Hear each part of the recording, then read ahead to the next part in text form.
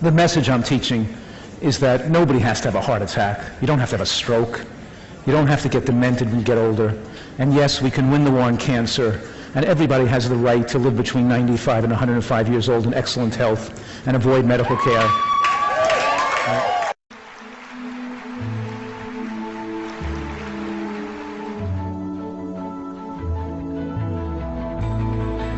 Talking about diabetes and hypertension and bone diseases, osteoporosis. Prostate cancer is now the most common cancer in American men. Doctors say we really need to eat less red and processed meat. On arteriosclerosis and cancer and autoimmune disease. We have unprecedented amount of type 2 diabetes in our children, and we're starting to see hypertension in our children in grammar school. The Western diet is taking a toll. This should serve as a wake-up call. We have a growing problem, and the ones who are growing are us. Obesity, diabetes, heart disease, high blood pressure cost this country more than $120 billion each year. People are saying you're crazy. The problem is that we are not eating food anymore. We are eating food-like products.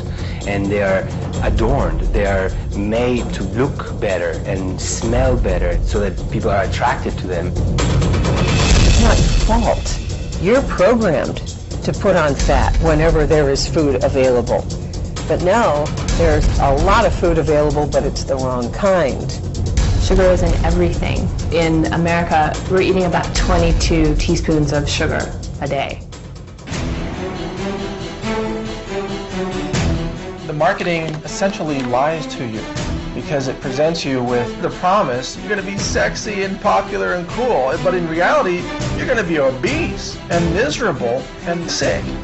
Nothing else does it in your brain quite like a Diet Cola. And that's because there's a deadly combination there of aspartame and caffeine. People know this, so why are highly intelligent people not stopping?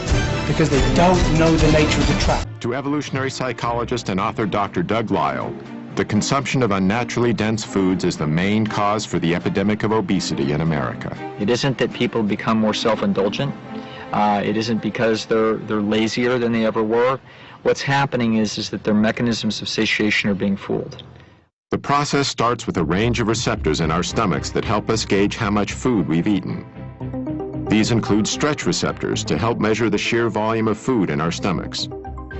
We also have density receptors to help determine the caloric density, or what we more commonly call the richness of our food. For instance, 500 calories of natural plant food fills the stomach completely, triggering both our stretch and density receptors to signal our brain that we've had enough to eat. But 500 calories of unnaturally rich or processed food fills the stomach far less, deceiving these receptors into telling our brain that we need to eat more. Even worse is 500 calories of oil, which is almost pure fat and barely triggers any response at all. The problem with weight management in humans is that if you make these foods completely artificial, which we do today, you wind up with a problem that people have to overeat just to be satisfied. So what happens for average person is they're not getting enough, say, vitamin A. They're not getting enough vitamin D. They're not even getting enough vitamin C. They're chronically starved of nutrients, so they keep eating and eating and eating, but the foods that they keep eating don't have enough of these nutrients for them ever to get the stock that they need. But what those foods do have is a lot of calories. So what happens is they start to pack these calories onto their body in the form of body fat, and the body starts to accumulate or bioaccumulate too much, not just fat, but also all the associated pollutants that are in that food supply. Everywhere you look, it seems a heart attack is just waiting to happen. More than 1 million heart attacks a year. That's one just about every 30 seconds, just in the United States. If you haven't had a heart attack yourself, you likely know someone who has. What doctors commonly call coronary artery disease is usually caused by a condition of the arteries that supply the heart with blood. What happens is that over time, a fatty substance in the bloodstream called cholesterol builds up in the coronary arteries, restricting the blood flow to the heart. This can ultimately cause several problems, from severe chest pain called angina to heart attacks. You don't die with your first plaque. You develop atherosclerosis blockages really your whole life for many, many years before it causes a heart attack or stroke. Coming up, plaque starts in childhood. Did you ever wonder how seemingly healthy people can have a heart attack? This may surprise you. Most heart attacks happen in people with no symptoms, in people whose arteries are less than 50% blocked. Here's how. Cholesterol can cause unstable bubbles or blisters of plaque to form in your arteries. These can be incredibly dangerous. Most are covered by a cap, but inflammation and stress can cause the cap to thin and rupture, resulting in a clot that blocks the flow of blood to the heart. Robbed of oxygen, the heart muscle can't function properly. Heart attack. What exactly do they mean by sudden cardiac death? It's defined as the sudden, unexpected natural death from a cardiac cause, a short time, generally less than an hour, after the onset of symptoms in a person without any known previous condition. Most know that the #1 killer of both men and women in the United States is heart disease. What people may not know, though, is that, according to the American Heart Association, for the majority of Americans that die of heart disease, their first symptom occurs not years before they die, but literally minutes before they die. People dropping dead in their 30s, 40s, 50s.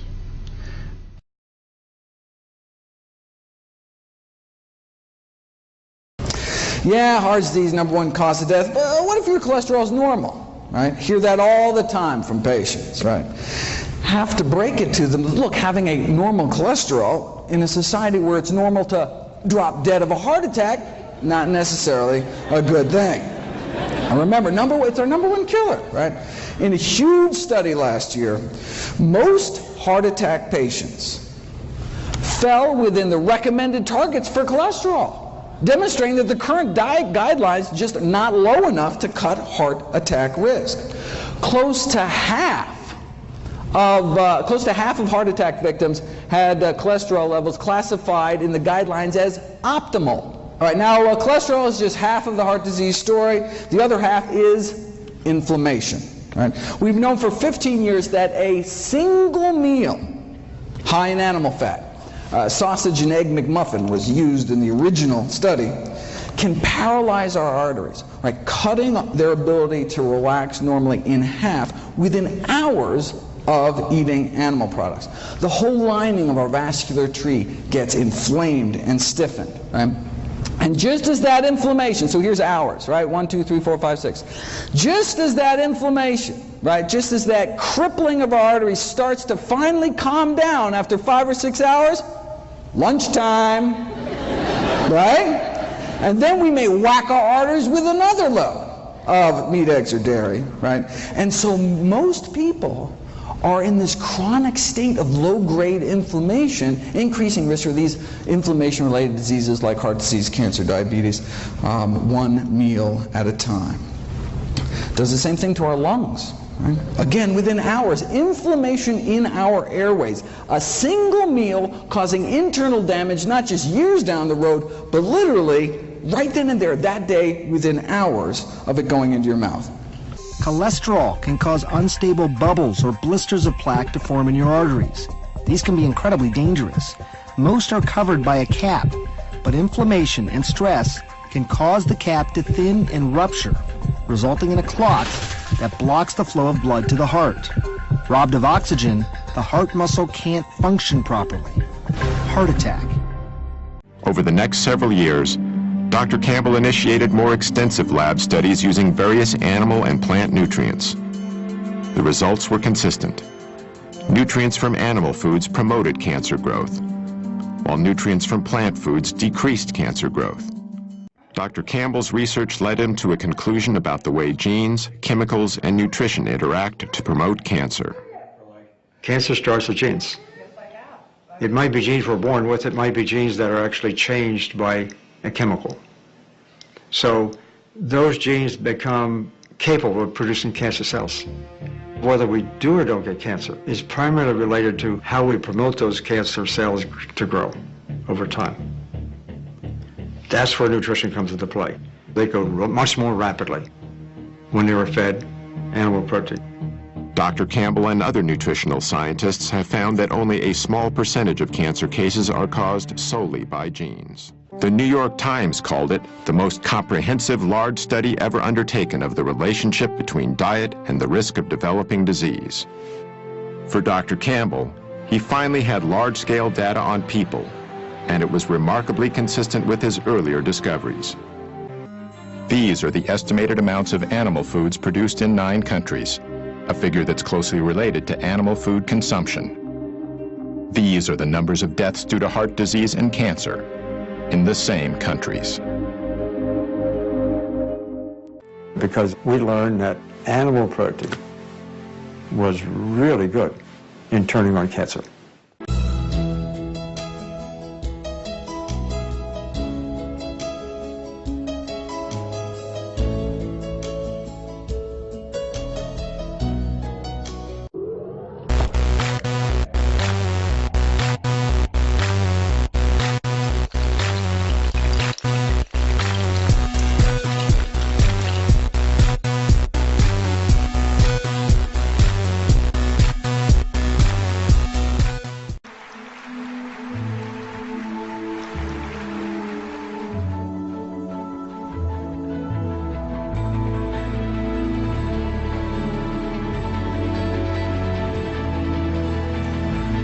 Someone has to stand up and say that the answer isn't another pill.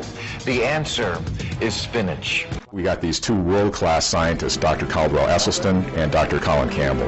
You have Dr. Campbell, one of the top biochemists in the world from Cornell University, and Dr. Esselstyn from the Cleveland Clinic. They both grew up on farms. They both became very successful in traditional areas of their respective fields.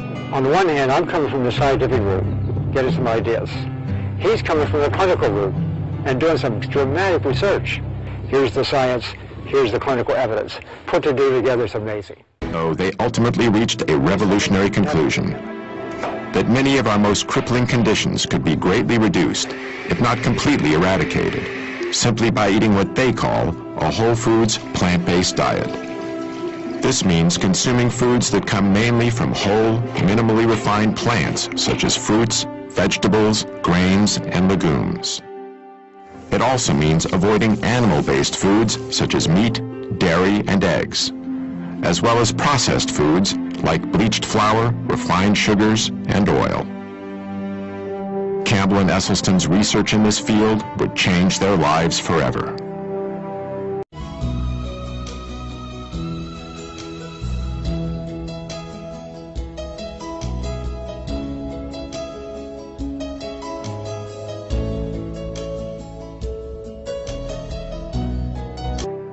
The nutrients that are typically found in plants tended to prevent cancers of different kinds. They all had halted their disease. There was no progression. They change their diet. That's the only thing they do. And their diabetes gets better and better and better. In some cases, you just can't detect it anymore. This plant-based effect also happens very fast. We're not going to get this seismic revolution from the invention of another pill. When you look at migraines, arthritis, digestive problems, the #1 food that's a contributor to all of those is cow's milk. Plant-based diet has an ability to repress almost all kinds of diseases.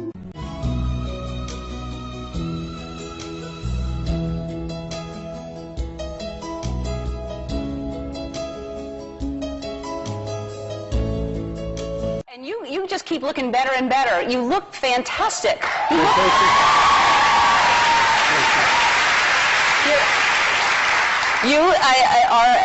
I'm vegan as well, and I know that you're eating plant-based diet, which is, do you just feel much better? Oh, yeah. I think, I would say this, particularly if you're older, when you start this, first, it's just a good thing to do. It'll be healthier for you, and you put less stress on your cardiovascular system. But if you're older and you've had heart problems like I did, you can go vegan and still get in trouble. Yeah. If you eat too much white, like processed carbs. Right. It's really, really important because carbs convert to sugar in your body. The main thing is to keep the sugar levels down. Well, you look fantastic, and there's no way you're eating a lot of sugar because you've lost. How much weight have you lost? This is the 3rd week in a row where I will weigh less than I did the day I finished high school. Wow. Alicia Silverstone is best known as the star of the comedy classic Clueless.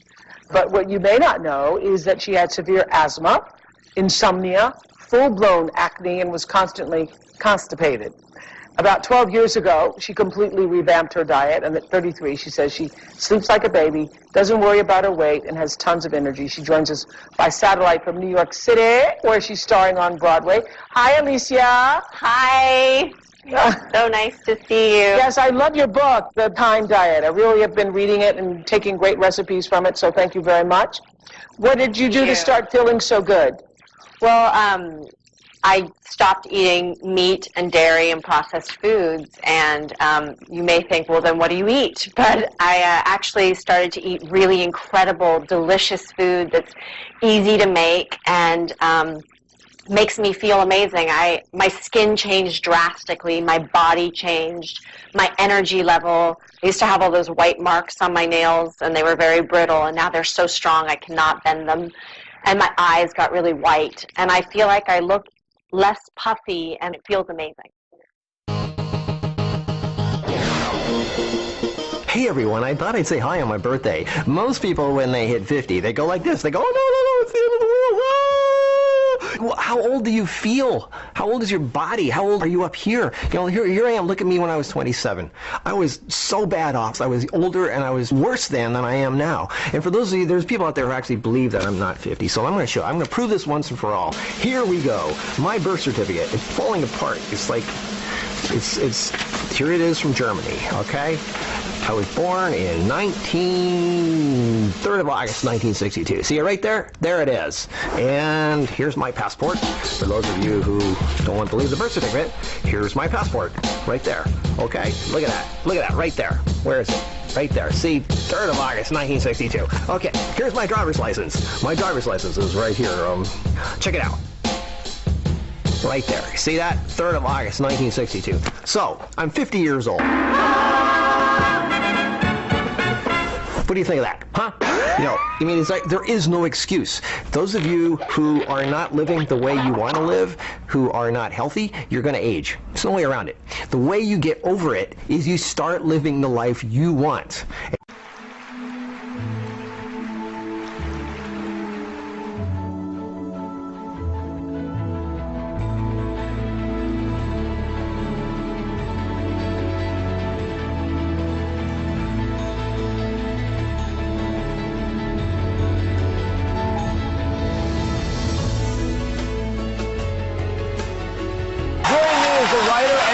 Of Forks Over Knives, Lee Fulkerson. Lee, thanks for joining us. Fabulous job at so many levels. Thank you very much. Why was it so important for you to make this movie? Well, first of all, we came across some amazing research. The research that we came across was by a couple of doctors, Dr. Esselstyn, Caldwell Esselstyn, and Dr. Colin Campbell, who wrote the China study. And we just felt that information was so powerful and so well presented and such a depth of scientific information that we felt it was a story that needed to get out to a much broader segment of the population. Now, you got personally involved in this. You ended up changing the way you eat. You adopted a whole plant-based lifestyle. Yep. So I've got your results. And maybe if I can't share it with everybody. Absolutely. So you did weigh at the time 231 pounds. Blood pressure, 142/82. The lousy LDL cholesterol, 157, way above the 100 number that we sort of use as our benchmark. Yeah. And your CRP, which is a reflection of the inflammation of the body. The C-reactive protein was 6. That was the scariest. You want that less than half of that, and that's way off the charts. Now, 12 weeks after adopting this program. Yep. And on any medications? None. No medications. Weight's 211 pounds. Blood pressure 112/70. LDL, the lousy cholesterol, 80, which is below that 100 number that I mentioned, and the CRP is supposed to be less than 3, you're at 2.8. So you're back on the ball. Did this surprise you? Were you shocked? And I know you were making a documentary, but this is revolutionary. I was shocked. I was literally shocked by them. I thought the numbers were going to come down, but I had no idea they were going to come down that far, that quickly, and just by eating food. The good news is that nutritional science has advanced to the point where we can have people not have heart attacks. We can win the war against cancer. We can stop people from having strokes. And as they become more elderly, they don't have to become demented in their later years. The secrets that we've learned to protect ourselves have to do with nutrients. And there are two types of nutrients. There are macronutrients, and the macronutrients contain calories, and those are called fat, carbohydrate, and protein. Now, food also contains micronutrients, and micronutrients do not contain calories. They're things like vitamins and minerals and phytochemicals. The issue is we're not getting enough micronutrients. That's why people are becoming overweight. That's why people are becoming diabetic, and that's why people are dying of heart attacks. Now, nutritional science has advanced to the point where people don't have to have these diseases. And instead of going to doctors and getting pills to take to lower your blood pressure, and instead of taking medications to take away chest pains, and then having surgeries on people's hearts or procedures to make the heart to allow the blood to flow better, those don't make people live longer. The most powerful intervention, the most powerful medicine is what you can do in your own home, in your own kitchens, in your own gardens, and what you can do with your own life to protect your precious health. It's not what doctors can do for you with medications and surgeries. What I'm saying today is that we all are in this together. If we all eat a diet, which we call it a plant-based, high-nutrient diet, we look to eat more of the foods that are highest in nutrients. And the foods that are highest in nutrients, including these micronutrients I'm talking about, are green vegetables. Green vegetables win the awards because they have more nutrients per calorie than any other food. Now take a piece of broccoli or some cabbage or kale that also is high in protein, because don't forget, green vegetables are high in protein. That's how come gorillas, hippopotamus, rhinoceros, elephant, and giraffes get so big, because they eat green vegetables, they eat a lot of protein. And green vegetables are high in protein. But here you have the protein packaged with lots of micronutrients, with the phytochemicals, with the antioxidants, with the things that make the body age slower, and we keep our youthfulness, our vigor, and our good health into later years.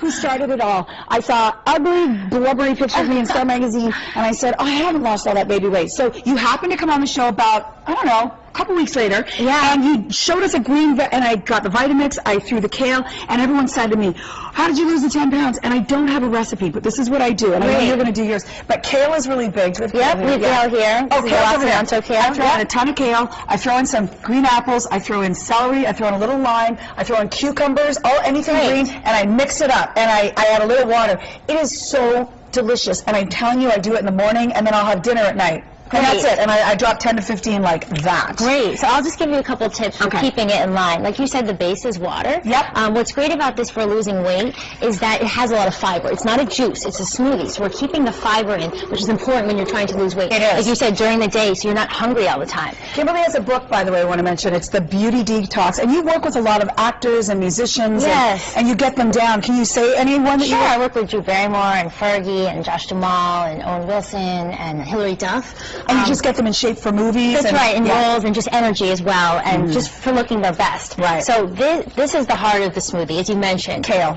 Kale, spinach, romaine, dark leafy greens. They're the most nutritionally dense of all foods. The USDA minimum requirement is 3 cups a week. In one serving of this, you're getting 4.5 cups a day. And FYI, this tastes really, really good. So we're putting in a lot of greens. Right. But I noticed that you've got, what is that? Oh yeah, so this is parsley and cilantro. Nice. This is great for weight loss as well. I haven't done that yet. Part of weight loss is detoxification, and these herbs actually help pull heavy metals out of your fat cells. What you have to do also is not drink. I had to give up the wine and just all the carbs. Like I didn't do a lot of rice or pasta, potatoes, or. And again, some celery, like you said, which is great. It's a diuretic. Citrus is really important, and the reason is it has a lot of vitamin C, which is going to help your body absorb the iron in the greens better, and it also helps support your liver, which is your main fat-burning organ. We definitely include lime or lemon. vitamin. Okay. And Are then you following this, Steve? Because you're pretty healthy. And Anything that Kimberly says. he's been doing juicing for a long time. This is just a different... This is a different... Now, there's a little bit of fruit. You can see that most of it is green. Yes. This is not a fruit smoothie. This got is apples and pears in there. Pear, and then you can even put a little banana. By the way, fruit smoothies are very fattening. I mean, if you go to Right. Jamba and buy all that fruit, it ends up in sugar. It's horrible. Exactly. This is what's going to keep you full, and it's going to give you all the But people nutrients you think, need. oh, I'm doing something really healthy. Jamba doesn't offer veggies. I found a place, Robux, they do like the ABC, apples, carrots, and beets. Perfect. And also, if you can do this in any blender, but this is the Vitamix, which is really, really strong. Vitamix It's so is the easy best. and easy I to want to make. mention for men's, you turn that on. My husband, what he does every day is he'll put a scoop of chocolate protein powder with a banana and peanut butter and almond milk. And his vitamins. He throws his vitamins for the day in, and he's good to go. And he's lean. Well, look at how fast I made that. Yes. It's green, but as you mentioned, it tastes delicious. And this will Dorothy's keep coming you over full. for one. I just want to try a sip. That Okay. one over there. Try some, yeah. And this is great for your skin as well. It's going to make your skin look really good. It's going to give you a lot of energy, and it will help you lose weight. Juicing is important for two main reasons. People often say to me, well, why don't we just eat it? That's a good question, first of all. Why don't we just eat it? We don't. So that's the first thing to address. The point is that most people don't consume enough raw fruits and vegetables in a spectrum of colors. Juicing is important as well because it's easy to absorb. It's the ultimate fast food. People say, I want a fast food diet? Get juicing. Because, if you think the average dinner will take anything from 4 to 16 hours to leave the stomach and the body try and digest it, freshly extracted juice is the 15-minute nutrient express to health. That's what it is. It goes into your stomach, requires 15 minutes into your cells, and also, let's be fair, you will consume far more raw, fresh vegetables, the kind of vegetables you wouldn't ordinarily eat. Juice mixed with a little bit of apple, a little bit of pineapple, a little bit of lime, you can jazz up some of these juices so they taste divine.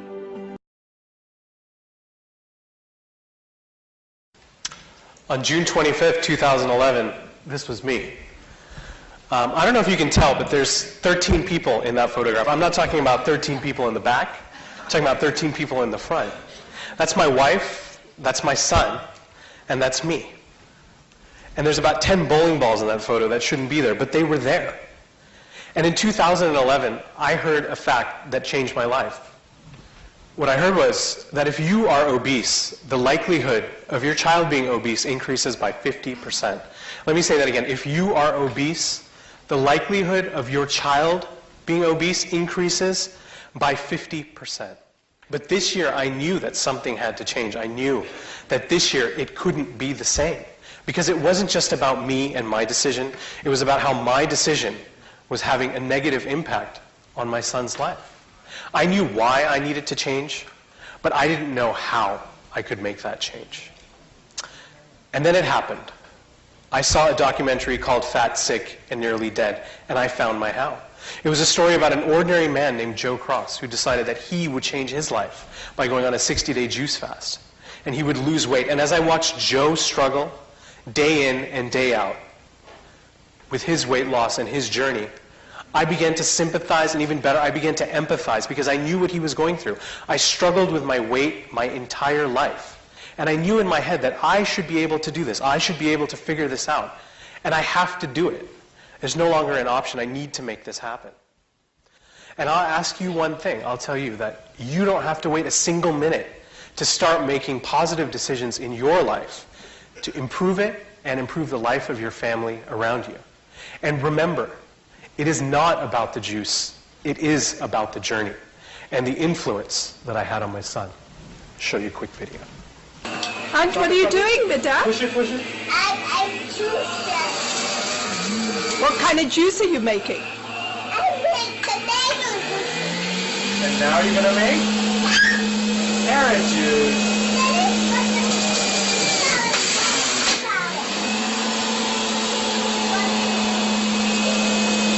Drop it in. Drop it in. Thank you.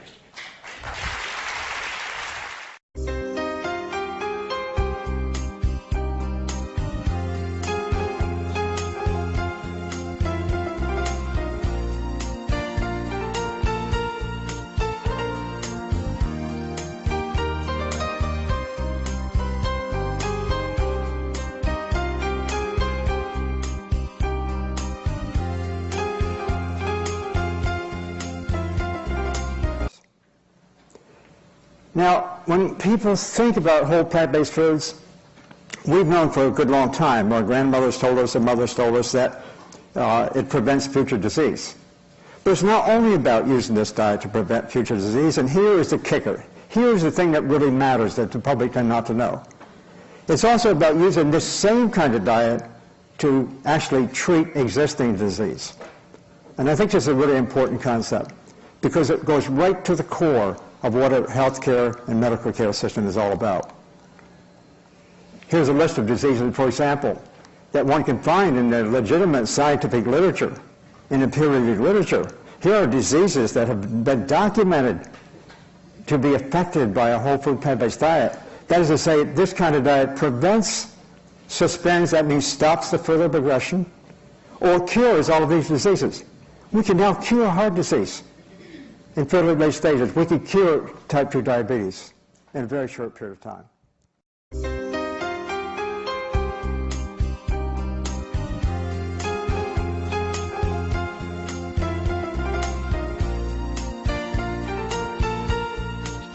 These results were astonishing.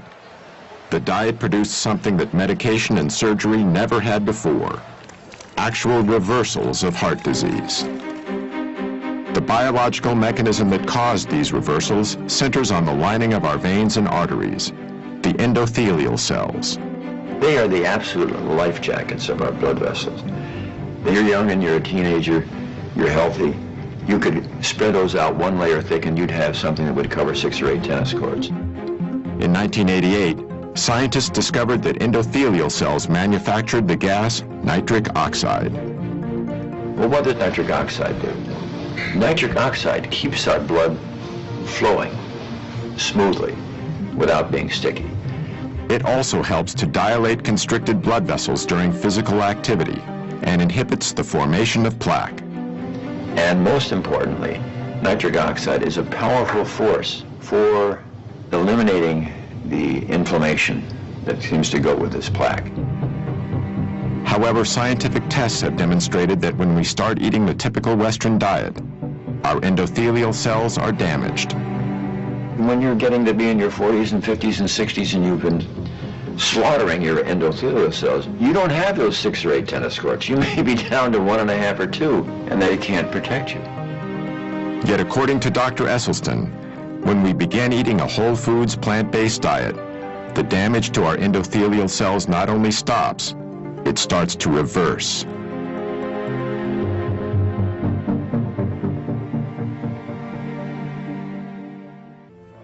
When he learned of Campbell's research, Esselstyn removed dairy products from his patients' diet. The results of his ongoing study continued to be impressive, and in 1995, he published a paper detailing them in a noted scientific journal. Yet one of Esselstyn's most remarkable success stories involved a colleague of his at the Cleveland Clinic, Dr. Joseph Crow. Actually, I was active, healthy, very busy, mid-40s, absolutely no risk factors at all for any heart problem. But Dr. Crow, even with what was considered to be a healthy cholesterol level, was actually ravaged by heart disease. This angiogram, taken after his first nearly fatal heart attack in 1996, shows how badly damaged one of his coronary arteries was. This angiogram was done after less than 3 years of entirely dietary treatment.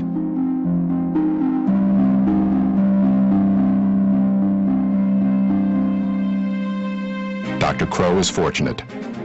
In 25% of cases, sudden death is the first and only sign of coronary artery disease.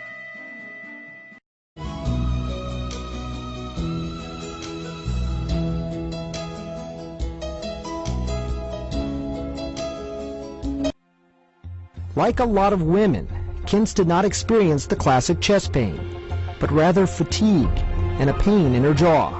He said, you're going to have open heart surgery. He says, I can fix you today. I can just take you right down to OR and I can operate on you right now. My son was in there and he was ready to wheel me down to the operating room because he is frantic, you know, it's terrifying. What Kintz did next may surprise you. She turned the surgeon down cold said no to open heart surgery and decided to take a chance. I bought some parsnips the other day. Always have sweet potatoes on hand. Using food as medicine. I love these. These are wonderful. So like President Clinton, Kintz has given up the food she loves, like butter and cheese. She's betting her life on Dr. Esselstyn's diet. She had a heart attack. Oh, yeah, I know. You know Sharon. Oh, yeah. Doctors recommended she have an intervention. She's not doing it. Is there a downside? Could she be putting herself at risk? No. I think that's an excellent question. In hundreds of patients, data now going back over 20 years, and well, this most recent study about a decade, once they start eating this way, you'll make yourself heart attack proof. Heart attack proof. We know that if people are eating this way, they are not going to have a heart attack. Esselstyn thinks heart disease is completely preventable, no matter what sort of family history you have, simply by eating right. It's a foodborne illness, and we're never going to end the epidemic with stents, with bypasses, with the drugs, because none of it is treating causation of the illness.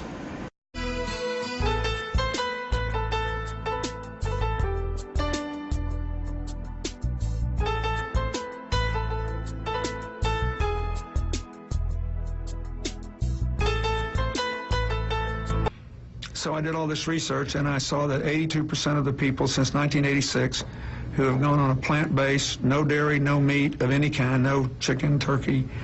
I eat very little fish. Once in a while I'll have a little fish, not often. If you can do it, 82% of the people who've done that have begun to heal themselves. Their arterial blockage cleans up, the calcium deposit around their heart breaks up. Let's discuss what the former president said. With the doctors behind the diet that helped Mr. Clinton change his life, Dr. Caldwell Esselstyn is the author of Prevent and Reverse Heart Disease, and Dr. Dean Ornish is the author of The Spectrum. Let me go to Dr. Esselstyn first. He mentioned both of you for inspiring him to begin this diet. Walk us through this diet, Dr. Esselstyn. Why is this diet so good, especially for those individuals who have a history of heart disease?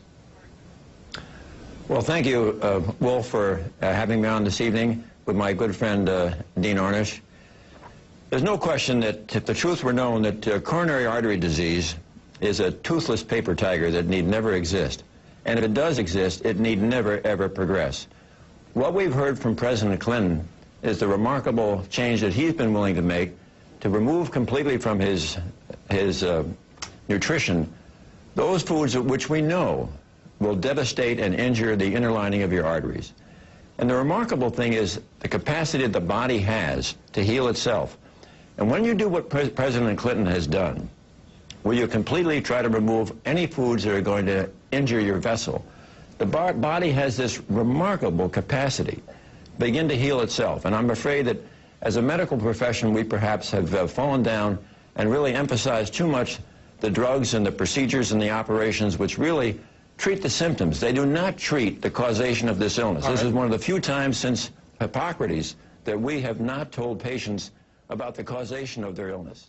You know, we tend to think it has to be a new drug or a new laser, something really high-tech and expensive to be powerful. And what we've done in more than 33 years of research is show that these simple changes that we make in our lives, like what we eat, how we respond to stress, how much exercise we get, and how much love and support we have, can actually begin to reverse, not just prevent, but actually reverse chronic illnesses like heart disease and so on. And we found that almost more than 82% of the people who made these changes, as President Clinton indicated, were actually able to reverse the disease. So rather than getting a quick fix like a bypass or a stent does, which doesn't treat the underlying cause, it's a little like mopping up the floor around a sink without turning off the faucet. It keeps coming back unless you change what caused it. And we all know that lifestyle changes can help prevent disease.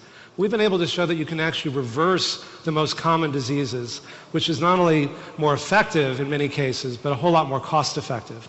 And all these things were thought impossible before we were able to show that they could actually be done. To me, that's part of the value of science, is you can actually show and prove that things can give people new hope and new choices. We began with heart disease. If you see a picture on the upper left, it shows one of the arteries that's narrowed. It's an X-ray, a frame from an X-ray movie called an angiogram. And where the arrow is where it's blocked there, so the blood can't get through to feed the heart. A year later, in the upper right, you can see it's wider. And because the blood flow is an exponential function, even small changes in the blockages can cause big changes in the blood flow. And what you're seeing on the lower left is what's called a cardiac PET scan. And blue and black means no blood flow. You can see there's a big part of the heart in the lower left picture that's not getting enough blood flow. But a year later in the lower right, it's turned orange and white, which means that it's getting a normal amount of blood flow. That had never been shown before. And so if you looked at all the arteries in all the patients, in the red line, they got worse after 1 year and even worse after 5 years. These were the control group or comparison group of people who were making more moderate changes. They didn't go far enough to even keep the disease from getting worse. But in the green line at the bottom, there was some reversal of the arteries. The arteries got less clogged after 1 year and even less clogged after 5 years. I want to just show you a video, put a human face on this. 25 years ago, I had 5 restaurants in San Francisco. It was a great life. I smoked 6 cigars a day, 10 cups of coffee, a lot of wine. It was wonderful. And I had a massive heart attack.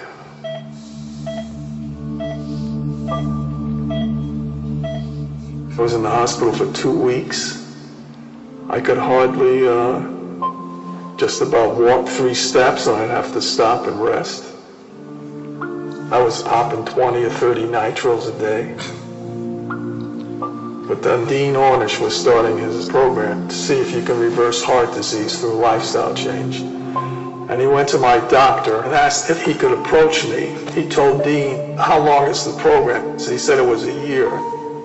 And my doctor told him he wouldn't recommend taking me because he didn't think I would live the year. So he figured I was going to die because I was in such bad shape.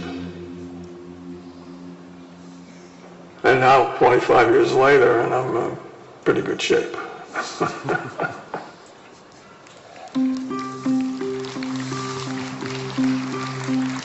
So I wanted to show that this, by the way, is from a documentary film called Escape Fire that'll be opening in theaters nationwide on October the 5th. And the filmmakers hope to do for integrative medicine what An Inconvenient Truth did for global warming, to really raise awareness about that. But I wanted to show you as an example of why I'm so passionate about doing this work. I mean, this is a guy who literally couldn't walk across the street without getting chest pain. He couldn't have sex. He couldn't work. He couldn't take a shower without getting pain. And within a few weeks, he was essentially pain-free. And he's remained that way now for 25 years. And so this is not our best case. This is representative of what people do when they make these simple changes. People think it has to be a new drug or a new laser, something really high-tech, as I mentioned earlier. And it's often hard for people to believe what a powerful change these simple things can do.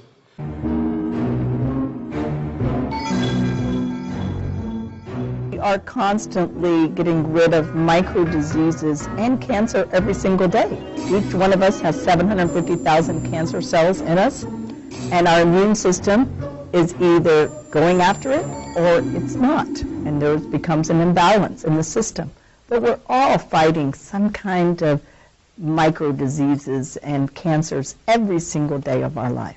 We get cancer cells occurring, cancers, precancers, weird, not abnormal cells. We get them to occur in our bodies, and the immune system is catching them, it's killing them, just like it's catching and killing bacteria and yeast, and we're exposed to a lot of bacteria and viruses and so on that a good immune system can eliminate. Imagine a scale. On one side you have a T leukocyte, a white blood cell, which is representing your immune system, and on the other side you have a cancer cell representing the tumor load in your body. And smack in the middle you put a brain cell, and we call him Brainy.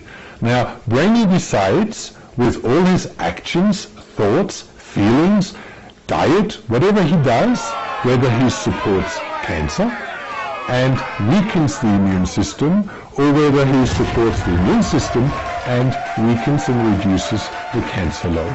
And it's that simple. But guess what? No one wants to know that. Cancer is one of the richest multi-billion-dollar industries in the world, and there's no focus on what is working, what has been used sometimes for hundreds or thousands of years. So if we found this cure for cancer right now, this multi-billion-dollar industry would fail.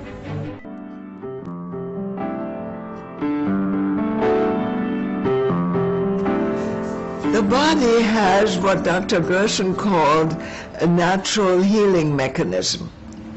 If it didn't, every time you cut yourself, you would have an infection and die. Every time a woman in the kitchen burns herself, she would get an infection because the skin is broken and die. If you ever have, like a kid is active and falls and breaks a bone, and that kid would never have perfect normal function again. Okay? In other words, the body is normally organized in order to heal. Yes, the body has a built-in natural healing mechanism. And Dr. Gerson was definitely of the opinion that only thing you have to do is restore and rebuild the body's healing mechanism, which is being suppressed and damaged by the chemicals and the pesticides and the fungicides and the poison in the water, the fluoride that they put in the water and things like that.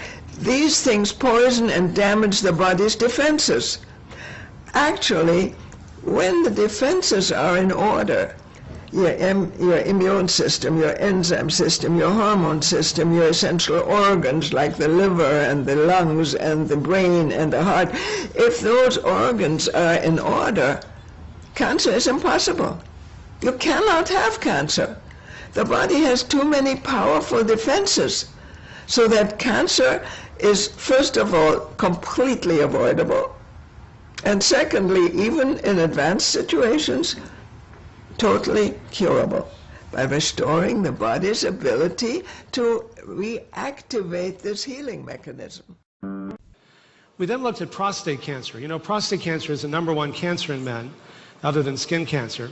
And the latest studies are showing that the treatments really don't work that well, that only 1 out of 49 men who has prostate cancer lives longer because of that. The other 48 tend to become either impotent or incontinent or both for no benefit.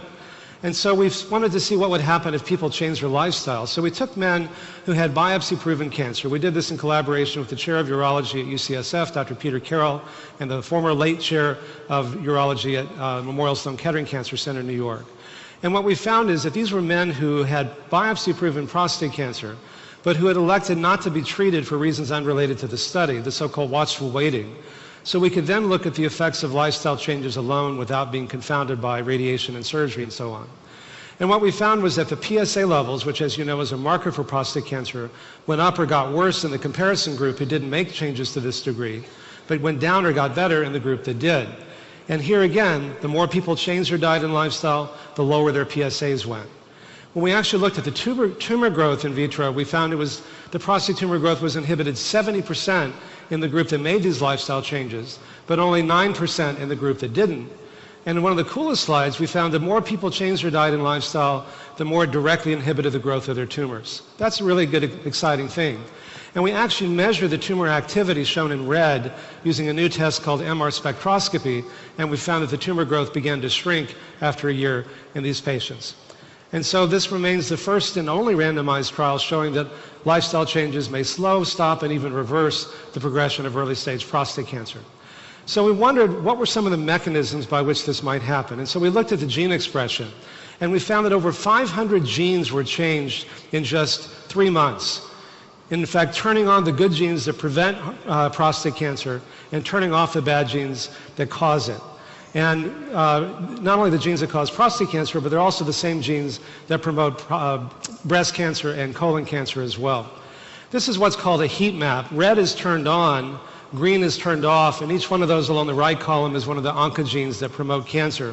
And you can see how dramatic these changes can occur even in your genes. And because of a phenomenon called epigenetics, when you change your genes, your gene expression, those better genes now get transmitted to your kids as well. Another study showed that meditation alone can actually change your genes. This was a study done by Jeff Dusek at Harvard. And you can see that the more people meditated, the more their gene expression changed. It goes from red to more green as you go across the top, and from green to more red as you go across the bottom.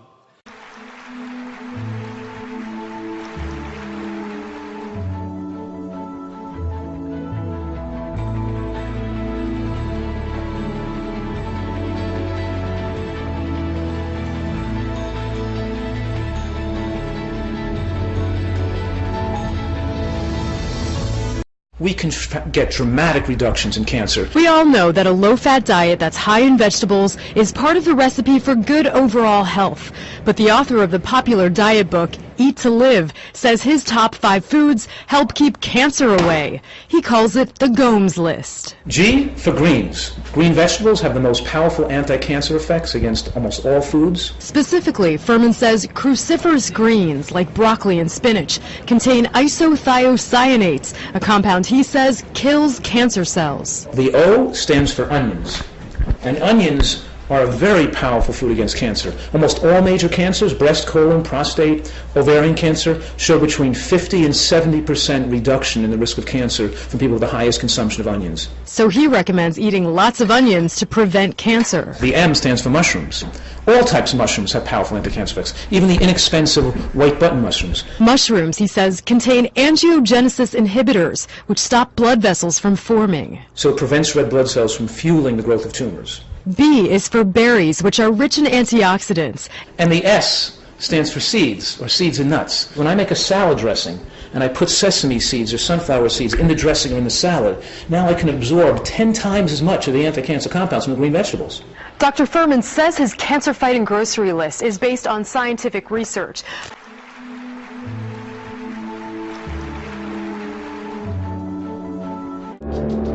So I decided to experiment. It was, I was fighting for life here. What if it works? Yeah. So I went to the farmer's market, got a lot of veggies, beets and kale and all sorts of things. It all didn't look attractive to me because there was no dessert there. And then I cleansed for 3 days, just juicing and detoxifying my body. Just after 3 days of cleanse, I lost 7 pounds. After 4 months of continuing a healthy diet, I was cancer-free. My skin cleared. It was first time ever that I lost weight naturally so fast. I came here 3 years ago, tired, old, and feeling very much in pain. I suffered from chronic fatigue syndrome and fibromyalgia. I went through the 3 weeks and I felt amazingly better. I literally fell in love with this lifestyle. I had no more symptoms, no more chronic fatigue, no more pain. I was diagnosed 10 years ago with breast cancer. I spent a year doing research, came to Hippocrates, started the lifestyle, cured myself. I am here to tell you that I've had no surgery, no chemo, no radiation, and the quality of my life is so high. I'm filled with joy and love.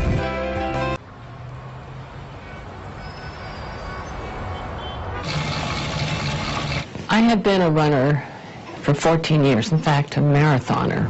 47 years old, at the top of my game. In 1982, Ruth Heydrich's running career came to a sudden stop when she was diagnosed with breast cancer. After a mastectomy, her doctors recommended chemotherapy and radiation to treat the cancer that had by then spread to her lungs and bones. Ruth decided to visit Dr. John McDougall instead. And I said, Ruth, I've spent my residency collecting information on diet and breast cancer. And it's all in these files right here. Sit in my office and read through it and see what you think. He said, these are the studies that show what I'm trying to prove is that diet can reverse breast cancer. And she read it, and she comes out and she says, okay, I've changed my diet. She changed her diet. So he showed me how to eat, no added oils, lots of fruits and vegetables, whole grains. Ruth then started training for the Ironman Triathlon in Hawaii, which combines running a marathon with long-distance biking and swimming. I became obsessed. Kept up the running, of course, never stopped, and then added swimming, biking, and for good measure, lifted weights. And people are saying, you're crazy, you're a cancer patient, you should be resting. Doctors told me this. I felt so good, I felt fit, and I wanted to maintain that level of fitness. And I felt sure that if I had a healthy body and I was putting the right food into it, that I could beat this cancer. At the Ironman Triathlon, Ruth won a gold medal in her age group. Stuck with the diet, found out my arthritis disappeared, my constipation disappeared, my dandruff disappeared. No sign of depression, which you might expect with a cancer diagnosis. I felt renewed invigorated and out to show that diet is so much more important than anybody ever thought.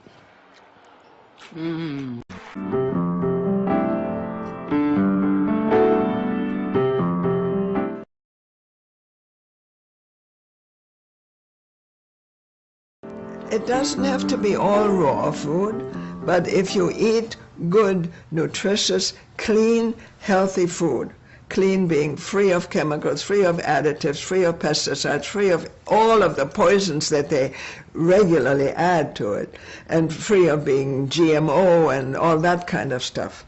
Just good, organic, nutritious foods. I believe, yes, that one can live quite healthy till somewhere between 110 and 120.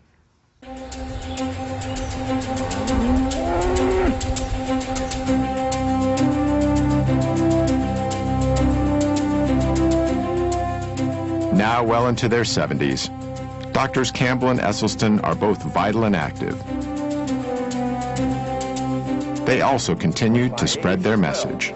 If you carefully look at our school children, already the arteries to their brain, the carotid artery, is getting some intimal medial thickening.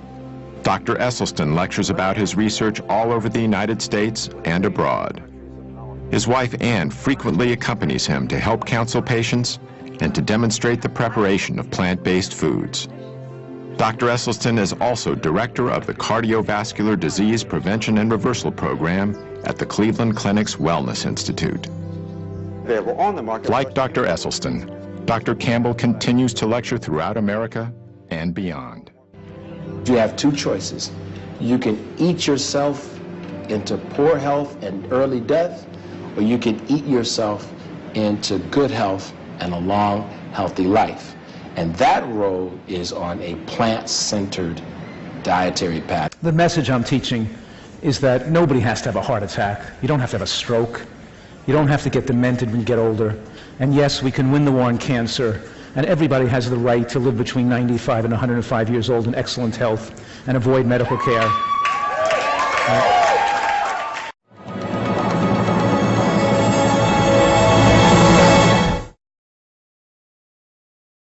What if I told you that I had a magic elixir? One that could prevent and reverse almost every chronic disease. One that could solve the healthcare crisis. One that would bring more compassion into the world.